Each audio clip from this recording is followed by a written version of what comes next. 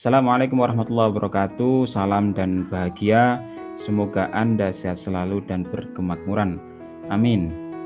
Pada kesempatan kali ini saya akan berbagi tentang apa gunanya teori dalam penelitian, kemudian bagaimana membuat kerangka berpikir, dan yang terakhir bagaimana membuat hipotesis penelitian.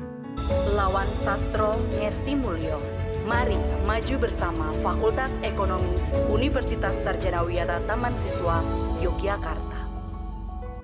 Teori itu adalah logika atau penalaran yang merupakan seperangkat konsep, definisi, dan proposisi yang disusun secara sistematis. Nah, secara umum, konsep teori mempunyai 3 fungsi. Yang pertama, fungsi untuk menjelaskan, yang kedua, fungsi untuk meramalkan, dan yang terakhir, fungsi untuk pengendalian.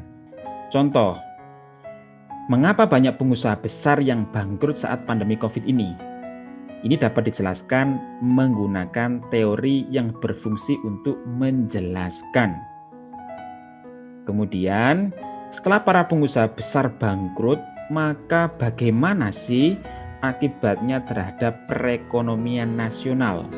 Nah, ini fungsi prediksi atau meramalkan. Kemudian, supaya harga-harga tidak mahal, maka apa yang perlu dilakukan? Nah, ini fungsi kontrol atau fungsi pengendalian. Kemudian bagaimana penggunaan teori untuk merumuskan hipotesis atau membuat kerangka berpikir? Nah, berikut langkah-langkah penggunaan teori yang digunakan sebagai dasar untuk merumuskan hipotesis. Nah, di sini ada variabel X dan variabel Y. Variabel X merupakan variabel independen atau mempengaruhi, sedangkan variabel Y dipengaruhi atau dependen. Nah, langkah yang pertama yaitu membaca hasil penelitian.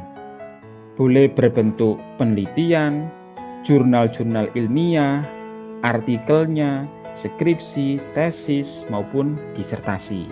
Yang kedua, yaitu deskripsi teori dan hasil penelitian.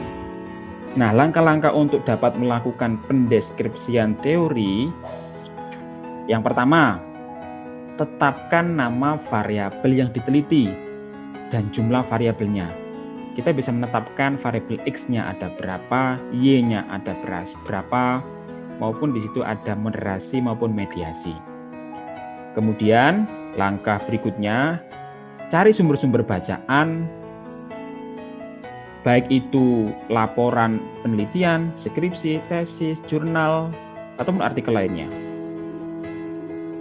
Selanjutnya, lihat judul penelitian, permasalahan yang ada di setiap artikel atau karya ilmiah itu, teori apa yang digunakan, di mana tempat penelitian, sampel sumber data yang ada, dan teknik pengumpulan data serta analisis dari artikel yang dibaca.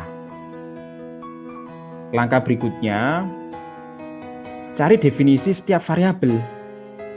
Kalau kita menggunakan 3 variabel, berarti cari definisi setiap variabel itu dari sumber bacaan. Nah, kemudian membandingkan antara satu sumber dengan sumber yang lain dan pilih definisi yang sesuai dengan penelitian yang dilakukan.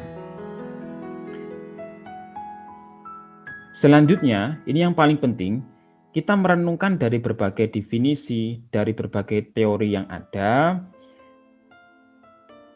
Kemudian kita membuat tulisan sesuai bahasa kita sendiri, cantumkan kutipannya. Langkah berikutnya yaitu kita mulai menganalisis secara kritis terhadap teori dan hasil penelitian. Kita mengkaji apakah teori-teori dan hasil penelitian yang telah ditetapkan itu betul-betul sesuai dengan objek penelitian atau tidak. Karena sering terjadi teori-teori yang berasal dari luar tidak sesuai untuk penelitian di dalam negeri. Langkah berikutnya, komparatif teori dan hasil penelitian yang dipakai. Nah, di sini Anda dapat membandingkan antara teori satu dengan teori yang lain maupun hasil penelitian satu dengan penelitian yang lain. Kemudian Anda dapat memadukan antara teori satu dengan teori yang lain atau mereduksi bila dipandang teori tersebut tidak dapat dipakai atau terlalu luas. Nah, setelah itu tahap selanjutnya yaitu kita mensintesa kesimpulan. Kesimpulan dari teori dan hasil penelitian. Perpaduan sintesa atau variabel satu dengan variabel yang lain ini akan menghasilkan kerangka berpikir yang biasa disebut dengan model penelitian. Kemudian bagaimana membuat kerangka pikirnya? Sekaligus perumusan hipotesisnya. Ini saya berikan contoh biar lebih mudah.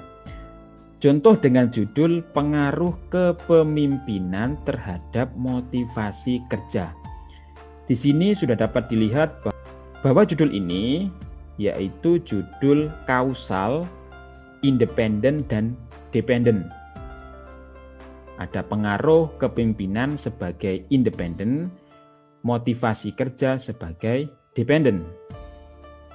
Nah, kemudian dari judul ini kita bisa menangkap ada teori kepemimpinan dan teori motivasi. Bagaimana cara menentukan judul ini merupakan teori kepemimpinan dan teori motivasi? Di awal tadi sudah dijelaskan bahwa kita harus dan wajib membaca artikel tentang judul yang kita ajukan, sehingga kita akan mengetahui teori apa yang digunakan untuk memotret fenomena itu. Kalau dalam judul ini dapat dipotret menggunakan teori kepemimpinan dan teori motivasi. Apa sih teori kepemimpinan? Yaitu proses mempengaruhi orang lain untuk mencapai tujuan yang telah ditetapkan bersama. Sedangkan teori motivasi merupakan proses yang dapat membangkitkan, mengarahkan, dan memelihara perilaku orang untuk mencapai beberapa tujuan yang ditetapkan oleh organisasi. Nah, kerangka berpikir dari judul itu kita bisa pahami bersama bila kepemimpinan merupakan faktor yang dapat mempengaruhi orang lain, maka pengaruh tersebut akan dapat membangkitkan dan mendorong serta memelihara perilaku orang dalam mencapai tujuan organisasi. Nah, kita akan bisa melihat contoh kerangka berpikirnya seperti ini. Jadi variabel X ini merupakan pengaruh kepemimpinan dan variabel Y merupakan motivasi kerja. Kemudian bagaimana merumuskan hipotesis? Hipotesis adalah dugaan sementara karena kita belum terjun ke lapangan untuk mendapatkan data tersebut. Hipotesis ini atau dugaan sementara ini ada pengaruh positif antara kepemimpinan dan motivasi kerja. Semoga dapat dipahami dengan baik dan menambah hasanah keilmuan kita dalam metodologi penelitian. Terima kasih. Assalamualaikum warahmatullahi wabarakatuh. Salam dan bahagia.